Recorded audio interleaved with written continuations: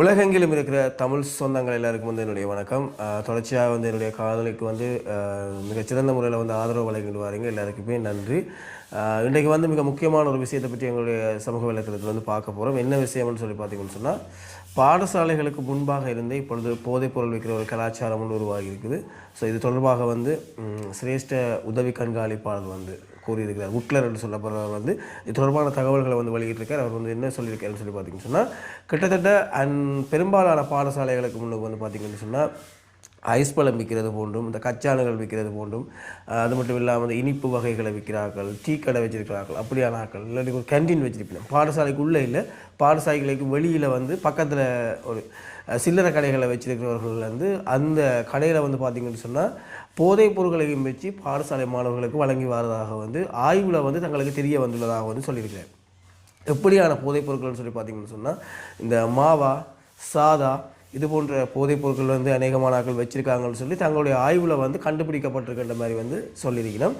குறிப்பாக வந்து பார்த்திங்கன்னு சொன்னால், போதைப் பொருள் வந்து தான் ஒரு நாட்டினுடைய வளர்ச்சியை தீர்மானிக்கிறதா இருக்குது. இந்த காலத்தில் வந்து பார்த்திங்கன்னு சொன்னால், போதைப் பொருள் பயன்படுத்துகிற எந்த நாடும் வந்து வாழ்க்கையில் முன்னேறலாம். ஏன்னு சொன்னால், வெனிசுலா ஜனாதிபதியை கூட தற்பொழுது அமெரிக்கா கைது செய்திருந்தது. காரணம் வந்து தங்களுடைய அமெரிக்கர்களுக்கு வந்து போதைப் பொருட்களை வந்து வெனிசுலா கடத்துகிறதுன்னு சொல்லித்தாங்க. ஏன்னு சொன்னால், போதைப் பொருட்களால் வந்து ஒரு சமுதாயம் மிருகத்தன்மை அடையக்கூடிய ஒரு வாய்ப்பு தான் இருக்குது. ஏன்னு சொன்னால், அவர்களுடைய மனநிலைகள் வந்து பாதிக்கப்பட்டு ஒரு மிருகத்தனமான செயற்பாடுகளுக்கு போவாங்க. நாட்டினுடைய வளர்ச்சியை பற்றி யோசிக்க மாட்டாங்க, எதுவுமே யோசிக்க மாட்டாங்க. அப்போ இந்த இளைஞர்களை டார்கெட் பண்ணி போதைப் பொருட்களை வந்து கொடுத்துட்டோம்னு சொன்னால் இதே 100% பிரச்சனையாக போயிடும்.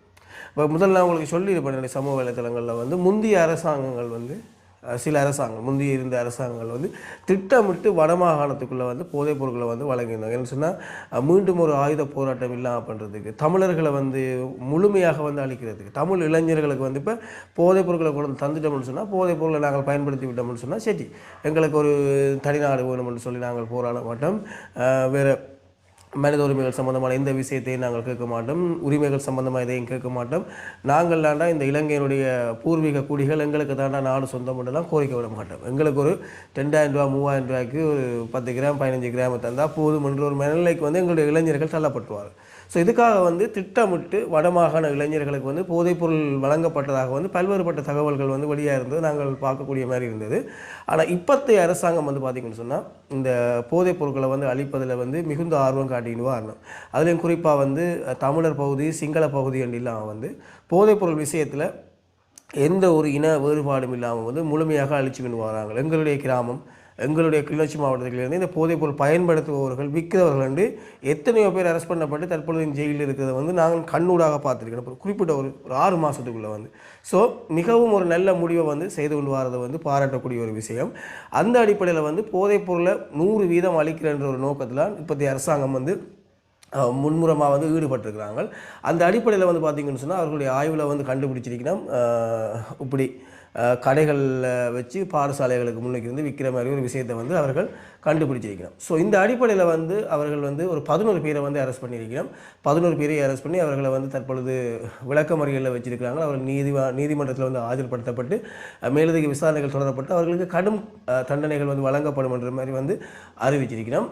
அது மட்டும் இல்லாமல் 5 கிராம், எனக்கு தெரிஞ்சு 5 கிராமுக்கு மேலே வந்து 5 கிராமோ 15 கிராம் ஒன்று சரியாக தெரியல, 5 கிராமுக்கு மேலே வந்து ஐஸ், கெரோயின், கொக்கைன் போன்ற போதைப் பொருட்களை வந்து கையில் வச்சுருந்தா அது மரண தண்டனை குற்றம் என்று சொல்லி தற்பொழுது அறிவிக்கப்பட்டிருக்குது. உண்மைக்குமே இது ஒரு சிறந்த தீர்ப்பு தான். சரியாக அந்த காலத்தில் வந்து நீங்கள் பார்த்தீங்கன்னு சொன்னால், எங்களுடைய விடுதலை புலிகளுடைய ஆட்சி காலத்தில் வந்து பாலியல் துஷ்பிரயோகம், போதைப் பொருள் பயன்பாடு இதுகளெல்லாம் வந்து முற்றுமுழுதாக வந்து இல்லை. ஏன்னு சொன்னால், அப்படி செய்கிறவர்களை வந்து உடனடியாக வந்து தண்டனை வழங்கப்படும். இப்போ ஒரு பாலியல் துஷ்பிரயோகத்தில் ஈடுபட்டேன்னு சொன்னால் மக்கள் மத்தியில் வச்சு சுட்டுக்கொலை செய்யப்படுவார்.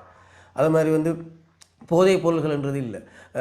விடுதலை புலிகள் வந்து எந்த போதைப் பொருளையும் பயன்படுத்த மாட்டார்கள், புகையிலையோ இல்லை பீடி சிகரெட் எதுவுமே பயன்படுத்த மாட்டோம். சரி, அப்படி தான் இருந்தது.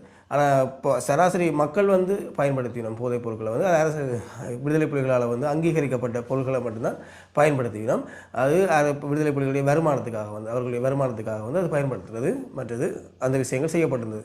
அப்போ அந்த அடிப்படையில் வந்து பார்த்திங்கன்னு சொன்னால், குற்றங்களுக்கு வந்து தண்டனையை மிக விரைவாக வந்து கொடுக்க வந்து மக்கள் மத்தியில் ஒரு பயம் பெறும். அந்த தண்டனைகள் வந்து மிகப்பெரிய அளவில் வந்து குறையும். அப்போ விடுதலை புலிகள் வந்து தங்களுடைய ஒழுக்கத்தை வந்து பேணுறதுக்காக கடைபிடிச்ச முதலாவது விஷயம் வந்து மக்கள் மத்தியில் வந்து பயத்தை கொண்டு வராது, தண்டனைகளை கொடுத்து பயத்தை கொண்டு வராது. இதன் மூலம் தான் சிறந்த முறையில் வந்து நாட்டை வந்து ஆட்சி செய்து கொண்டு இருந்தது. இப்போ அதே தொனியை வந்து தற்பொழுது ஜேவிபி அரசாங்கம் வந்து மேற்கொண்டிருக்குது. என்னென்னு சொல்லி பார்த்தீங்கன்னு சொன்னால் 5 கிராமுக்கு மேலே வச்சு தான் மரண தண்டனை. ஸோ இப்போ நீ 5 கிராமுக்கு மேலே ஒரு ஐஸ் பொருளை வச்சிருக்கிறவர் வந்து மிகுந்த பயத்தோடு இருப்பார். ஒரு வேளை பிடிச்சிட்டாங்கன்னு சொன்னால் எனக்கு மரண தண்டனை, காலத்துக்கும் வெளியே வரையிலாது. ஸோ இந்த பயம் வந்து இந்த போதைப் பொருளை வச்சிருக்கிறது, விற்கிறது, இதுகளை வந்து மிகப்பெரிய அளவில் வந்து குறைக்கும். அப்போ இது ஒரு நல்ல விஷயமாக வந்து நாங்கள் பார்க்க வேண்டிய ஒரு விஷயம்தான். அது மட்டும் இல்லாமல் அரசாங்கம் நேரடியாக சொல்லி இருக்குது, உங்களோட கிராமத்தில் வந்து போதைப் பொருள் பயன்படுத்துகிறார்கள், போதைப் பொருள் விற்கிறார்கள், இப்படியானவர்கள் வந்து இருந்தாங்கன்னு சொன்னால் நீங்கள் உடனடியாக வந்து காவல்துறைக்கு வந்து அறிவிங்கன்னு சொல்லியிருக்கிறாங்க. இதில் குறிப்பாக மக்கள் வந்து அவதானிக்கப்பட வேண்டிய ஒரு விஷயம் என்னென்னு சொல்லி பார்த்தீங்கன்னு சொன்னால், போதைப் பொருட்களில் பல விதங்கள் இருக்குது. அரசாங்கத்தால் அங்கீகரிக்கப்பட்ட போதைப் பொருள், அரசாங்கத்தால் அங்கீகரிக்கப்படாத போதைப் பொருள். சரி, இப்போ இதில் வந்து பாருங்க, அரசாங்கத்தால் அங்கீகரிக்கப்பட்ட பொருட்கள் வந்து பார்த்திங்கன்னு சொன்னால், இப்போ இதில் நாங்கள் பியர், சாராயம், அதாவது கடை துறந்து ஒஃபிஷியலாக அதை டவுனுகள் அதில் ஒரு கடை பார் துறந்து அதில் விற்கிற பொருட்கள் எல்லாம் வந்து அரசாங்கம் வந்து அங்கீகரிக்கப்பட்ட பொருட்கள். அப்போ அதை வந்து ஒருத்தர் பயன்படுத்துகிறதால வந்து சட்ட குற்றமாகாது, குற்றமாகாது. இப்போ அதை வந்து பயன்படுத்தி போட்டு வாகனங்களை ஓடுறது, விபத்துக்களை உள்ளாக்குறது தான் குற்றமே தவிர அதை குடிக்கிறதோ பயன்படுத்துகிறதோ அரசாங்கத்தின்படி வந்து அது குற்றம் இல்லை. சொன்னால் அது அரசாங்கத்தால் அங்கீகரிக்கப்பட்ட பொருட்கள். அரசாங்கத்தால் அங்கீகரிக்கப்படாத பொருட்கள் வந்து இருக்குது, உங்களுக்கு தெரியும். இந்த கசிப்பு, மற்றது கொக்கைன், ஐஸ், பவுடர், இப்படியான போதைப் பொருட்கள் எல்லாம் வந்துருக்கு. இது வந்து அரசாங்கத்தால் வந்து அங்கீகரிக்கப்படலை, இது எங்கேயும் விற்கவும் இயலாது. ஸோ இந்த பொருட்களை பயன்படுத்துகிறார்கள் இருந்தால் நீங்கள் உடனடியாக வந்து காவல்துறைக்கு வந்து தெரியப்படுத்தலாம். அவர்களை வந்து உடனடியாக அரெஸ்ட் பண்ணப்படுவார்கள். விற்கிற இடம் சில 2-3 இடத்துல ஒரு 4-5 இளைஞர்கள் ஒன்று சேர்ந்து ஒரு இடத்துலேருந்து 10 கொண்டு இப்போ பாருங்கள், உங்களுக்கு விரும்ப தெரியும். ஒரு அல்கஹோலை அருந்துறவருக்கும் ஒரு மற்ற போதைப் பொருளை பயன்படுத்துகிறது உங்களுக்கு அந்த இடத்துல நீங்கள் குறிப்பிட்ட ஒரு நிமிஷம் அவதானிச்சிங்கன்னா உங்களுக்கு பெரும்பாலும் தெரியும். அப்போ உடனடியாக நீங்கள் போலீஸில் அறிவிக்கலாம், இல்லைன்னு சொன்னால் நீங்கள் உங்களுடைய ஜிஎஸ்க்கு அறிவிக்கலாம். அதன் மூலமாக அந்த தகவல் வந்து அங்கே போய் சேரும். இதிலே குறிப்பாக மக்கள் நீங்கள் உன்னிப்பாக பார்க்க வேண்டியது பாடசாலைக்கு வந்து நாங்கள் எல்லாம் போனது வந்து அந்த காலத்தில் வந்து ஒழுக்கத்தை கற்றுக்கொள்கிறதுக்காகவும் கல்வியை கற்றுக்கொள்கிறதுக்காகவும் நல்லவர்களாக வரணும். இப்போ வந்து பிள்ளைகளெல்லாம் பாடசாலையில் போனால் எனக்கு தெரிஞ்சு கோயிலை கொண்டு தான் புக்கையில் போகிறாங்க கூட. ஏன்னு சொன்னால் கோயிலை கொண்டு போய்ட்டு அங்கே அந்த இதோட கலந்து வாய்க்க வச்சுன்னு தான் பாடத்தில் இருக்கிறாங்க. ஸோ இப்படியான ஒரு சூழ்நிலை இப்போ ஒழுக்கம் வர வேண்டிய ஒரு இடத்துல வந்து இப்போ ஒழுக்கத்தை மீறுற ஒரு செயற்பாடுகள் நடைபெற்று கொண்டிருக்குது. எல்லா பாடசாலையிலும் வந்து ஆசிரியர்கள், அதிபர் எல்லாருமே வந்து இந்த விஷயத்தில் வந்து ஸ்ட்ரிக்டாக இருக்கிறது வந்து எங்களால் அவதானிக்கக்கூடியதாக இருக்குது. ஆனால் அதையும் தாண்டி மாணவர்கள் பயன்படுத்துகிறது தெரியுது. உங்களுடைய மாணவர்கள், உங்களுடைய சிறுவர்களை வந்து பெற்றோர்கள் நீங்கள்லாம் பாதுகாத்து கொள்ளணும். அது மாதிரி ஆசிரியர்களும் தங்களால் முடிஞ்ச உதவிகளை வந்து செய்து கொண்டிருப்பின ஒழுக்க விஷயங்களில் வந்து. ஆனால் உங்களுடைய பிள்ளைகளுடைய எதிர்காலம் வந்து உங்கள்ட்ட தான் இருக்குது. அப்போ நீங்கள் தான் அதை பார்த்துக்கொள்ளணும். இப்படி சந்தேகத்துக்கிடமான அடிப்படையில் வந்து பாடசாலைகளுக்கு முன்னுக்கு இப்படியான விஷயங்கள் இருக்குது.